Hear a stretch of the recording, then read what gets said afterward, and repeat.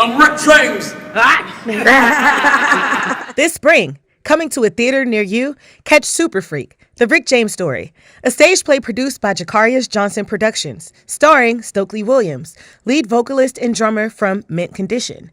I had the opportunity to attend a sneak peek preview where I interviewed the cast and Ty James, Rick James' daughter. The admiration that, I have for his craft as well. So he's like, Ty, let's do it. Like, we can do it. I said, well, those are some big shoes to fill. Some big boots, you know what I'm saying? Like, what are we gonna do? How are we gonna do it? And of course, you have, it's just, we're gonna get through this with God. And Jacarius, he just convinced me, and then Stokley came on, and I was like, oh my God, everything just started falling together.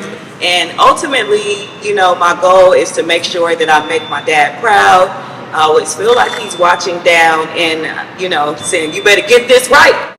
Rick James was a pioneer in many ways, multi-hyphenate, talented musician, songwriter, producer, all the above. But I think in this particular piece, you get to see beyond the sex, drugs, and rock and roll, or funk and soul, I should say, and you get a chance to see who James Ambrose Johnson was, which is a kid with a dream and a vision of greatness in music, and then how he comes up with the alter ego of ultimately Rick James. And I don't think people know that story.